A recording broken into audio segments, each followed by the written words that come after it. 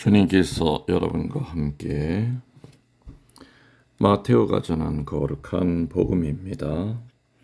23장 1절에서 12절까지입니다. 그때 예수님께서 군중과 제자들에게 말씀하셨다. 율법학자들과 바리사이들은 모세의 자리에 앉아 있다. 그러니 그들이 너희에게 말하는 것은 다 실행하고 지켜라. 그러나 그들의 행실은 따라하지 마라. 그들은 말만 하고 실행하지는 않는다. 또 그들은 무겁고 힘겨운 짐을 묶어 다른 사람들 어깨에 올려놓고 자기들은 그것을 나르는 일에 손가락 하나 까딱하려고 하지 않는다. 그들이 하는 일이란 모두 다른 사람들에게 보이기 위한 것이다. 그래서 성구갑을 넓게 만들고 옷자락수를 길게 늘인다. 잔치집에서는 윗자리를, 회당에서는 높은 자리를 좋아하고 장터에서 인사받기를, 사람들에게 스승이라 불리기를 좋아한다. 그러나 너희는 스승이라고 불리지 않도록 하여라. 너희의 스승님은 한 분뿐이시고 너희는 모두 형제다. 또 이 세상 누구도 아버지라 부르지 마라.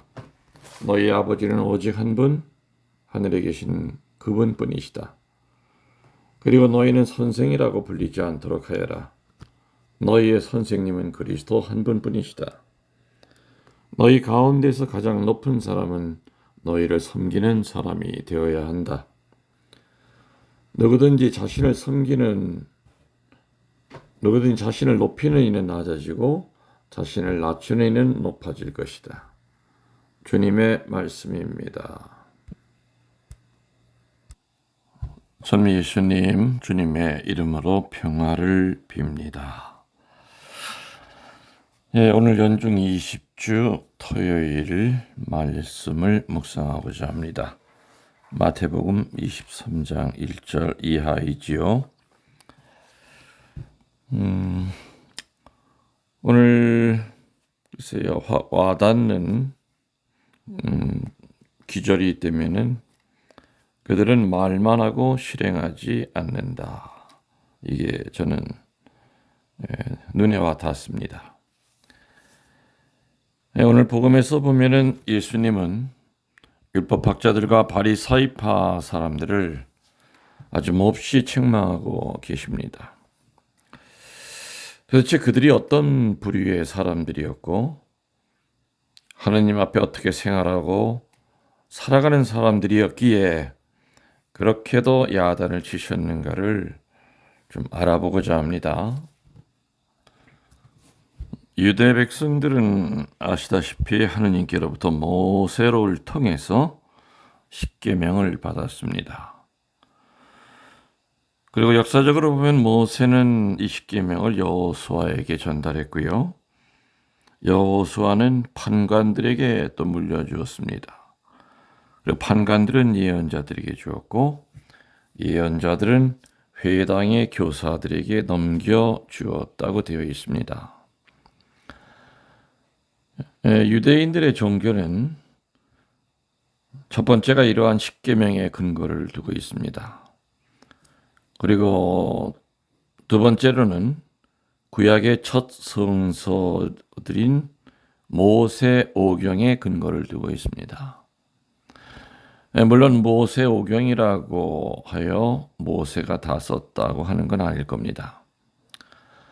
아무튼 이렇게 유대인들은 십계명과 모세오경 이 두 종류의 이 말씀과 그리고 십계명이 유대인들을 잡아주는 그냥 기초고 또 깊은 뿌리였습니다. 이렇게 유대 백성은 어느 민족들도 절대 받지 못한 하느님의 십계명과 모세오경에 들어있는 그 율법을 가졌다고 해서 그 우월성이라고 하는 것은 대단했습니다. 자, 그런데 말이죠. 어떤 전 세계 어느 민족들 가운데서도 십계명이랑 이 모세오경에 같은 신께로부터 받은 이런 민족은 없기 때문에 그 자부심이 대단했다는 얘기입니다. 그런데 말이죠.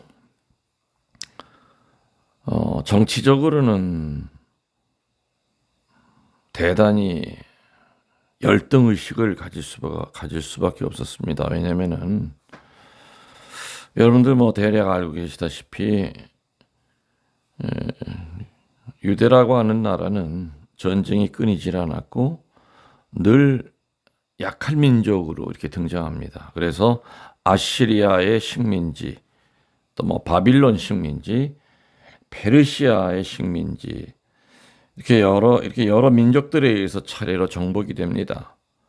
그리고 나중에는 예루살렘까지 황폐해지고 예루살렘 성전, 유대인들의 그 자존심의 상징이었던 예루살렘 성전까지 다 폐허가 되죠. 그리고 로마 사람들의 속국이 됩니다. 그래서 하여튼 유대인들은 정치적인 입장에서는 절대로 강대국이 될 수 없었던 겁니다. 아마 지금 이스라엘이 그 작은 나라지만은 어마어마한 전쟁의 그 능력을 갖고 있지요. 그리고 에집트와의 그 7일 전쟁에서도 승리를 했고, 지금도 최신 무기들이 다 이스라엘에 있습니다. 아마 이랬던 것은 그들이 늘 제대로 땅을 갖지 못하고 이리저리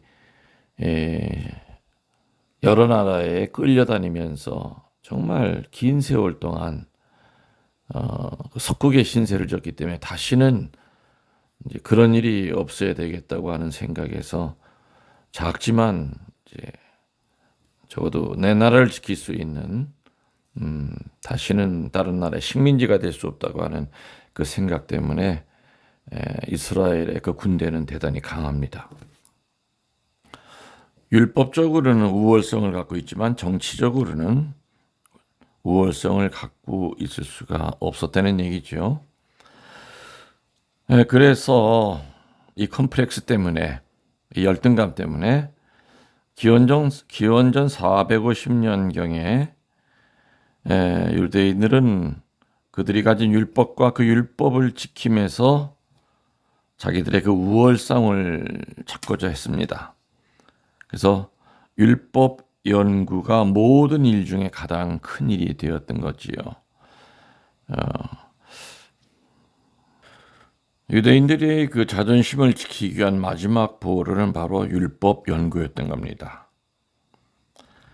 이렇게 율법 연구는 그 회당의 교사들에게 위탁이 되었습니다.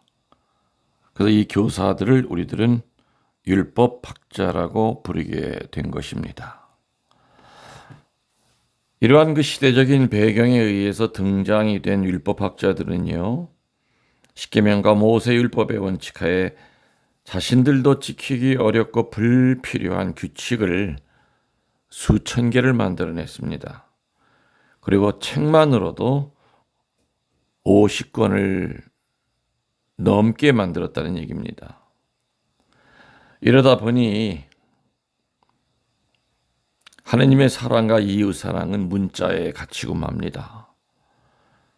자기들이 만든 그 율법으로 사람을 규제했기 때문에 그들을 오늘 예수님은 강하게 책망하십니다.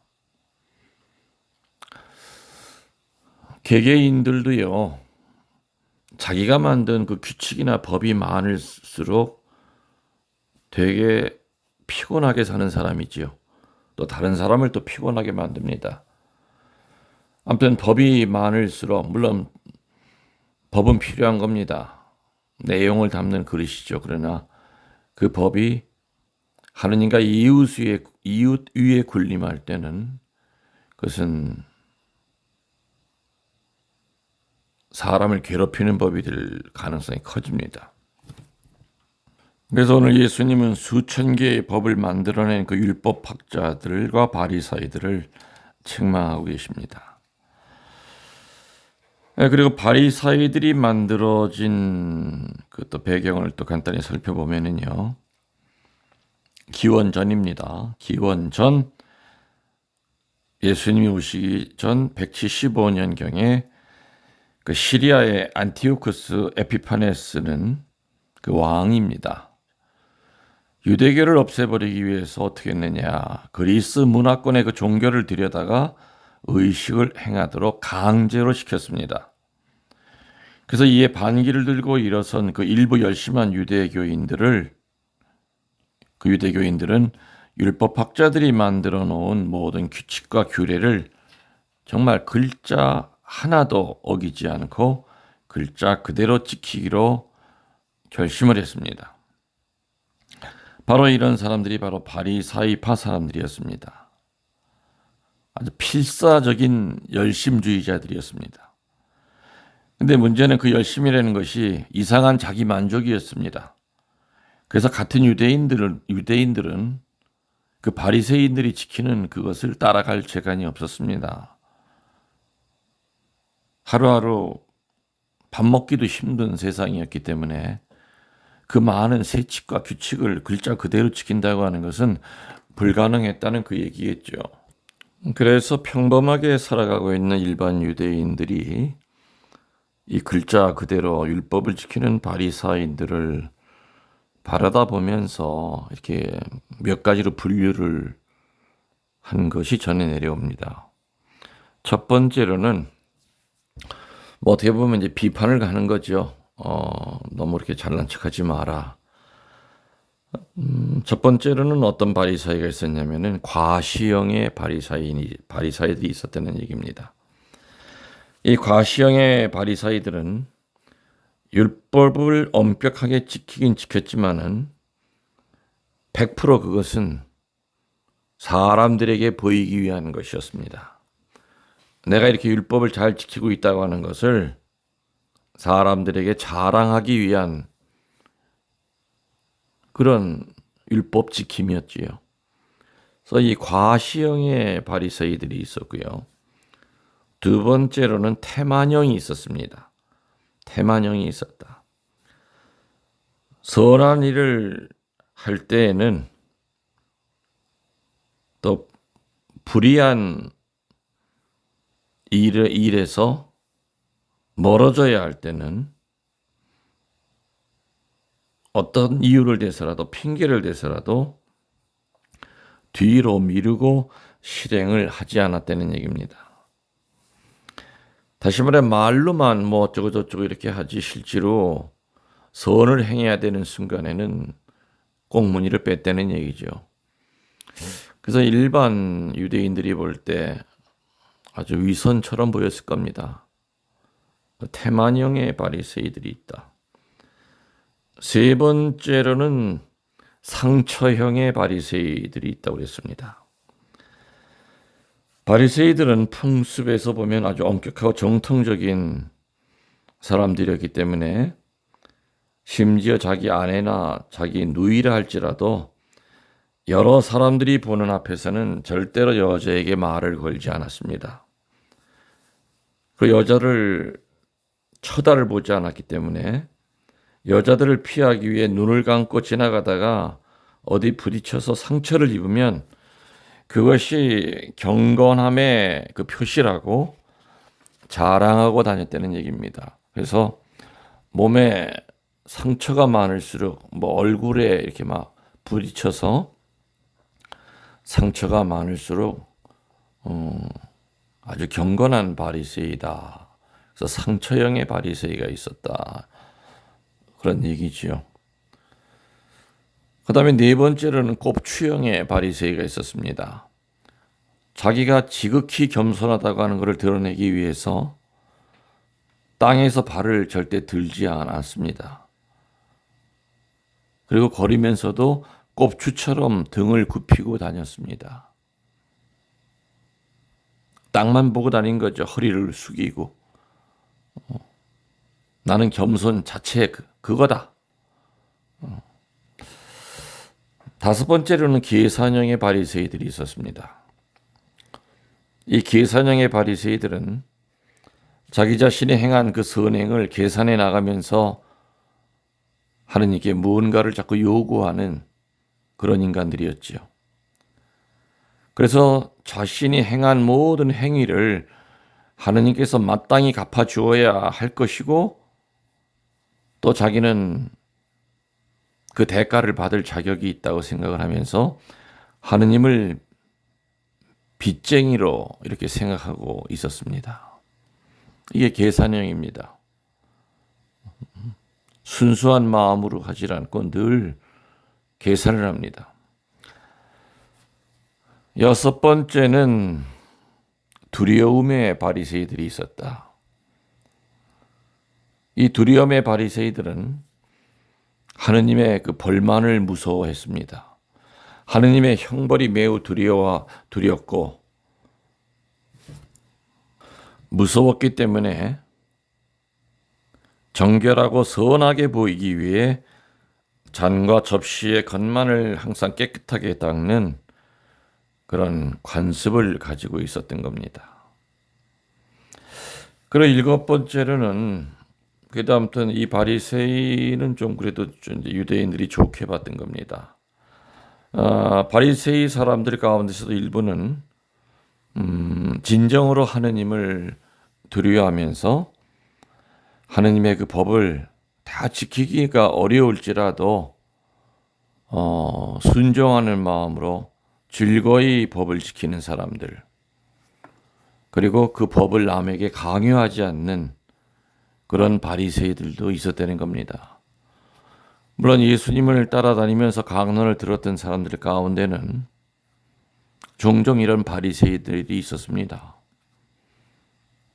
책 잡으려고 쫓아다녔던 것이 아니라 정말 가르침을 좀 받으려고 예수님을 쫓아다녔던 선한 바리새이들도 있었다는 얘기입니다. 그렇게 대개 이제 이렇게 일곱 종류의 그 바리새이들을 유대인들은 이렇게 분류를 해놨었습니다. 그래서 오늘 예수님은 같은 종적인 그 이 바리새이들의 위선을 너무나도 잘 알고 계셨기 때문에, 물론 예수님만 잘 알고 있었던 거 아니라 그냥 보통의 유대인들은 바리새이 하면은 위선자 뭐 이런 것이 등식이 성립이 될 정도로 바리새이들의 삶을 잘 알고 있었던 겁니다.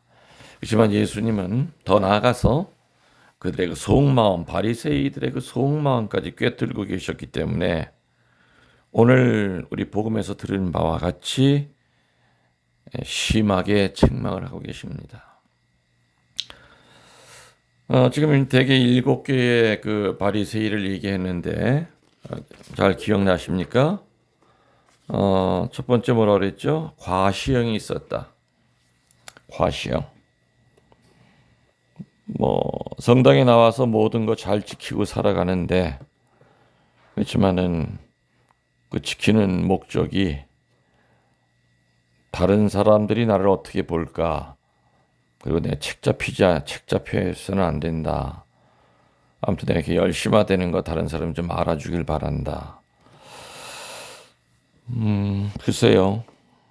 우리들도 이런 모습으로 살아갈 때가 있지 않았을까요? 두 번째는 태만형이라고 그랬죠. 옳은 일을 해야 될 때는 뒤로 뺍니다. 선한 일을 할 때도 역시 뒷걸음칩니다. 의롭고 선한 일 앞에서는 태만하다. 그래서 태만형입니다. 우리 또 이렇게 살아온 적 없습니까? 세 번째는 상처형이라고 그랬죠.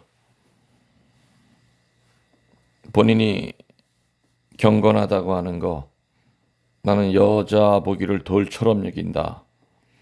그래서 아무튼 얼굴에 부딪혀서 상처가 나면은 본인 스스로 만족해하면서 다른 사람들이 내가 이렇게 경건하게 살고 있다고 하는 것을 알아주기를 바라는 그런 스타일이었습니다. 네 번째로는 겸손형이라고 했습니다. 발도 높이 들지 않고 그리고 늘 땅을 보면서 허리를 구부정하게 겸손한 것처럼 이렇게 걸어다녔던 사람들을 겸손형의 바리사이들이다. 사실은 참다운 겸손이 아니겠죠. 겸손을 가장한 교만이었던 겁니다. 다섯 번째는 계산형이라고 그랬습니다. 선행을 하면 거기에 대한 보답을 꼭 받아야 됩니다. 하느님으로부터. 그래서 늘 하느님을 빚쟁이로 만들어 버립니다.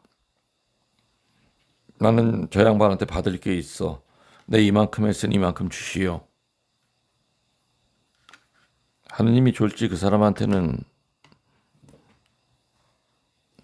영문도 모르면서 빚쟁이가 된 겁니다. 빚을 진 사람이 된 겁니다. 하느님 쪽에서 볼 때. 대차대조표를 만들면서 달라는 사람. 여섯 번째로는 그냥 하느님을 무조건 두렵고 무서운 분으로만 알고 있는 바리사이들. 하느님에 대한 그 두려움은 사랑입니다. 그냥 깡패한테 협박당하고 요즘 그냥 묻지 마 이런 인간들 앞에 우리 두려움을 느끼는 그런 공포가 아니라 하느님은 두려워하셔야 될 분이라고 할 때 그 말 뜻은 하느님은 사랑해야 할 분이라는 그 뜻일 겁니다.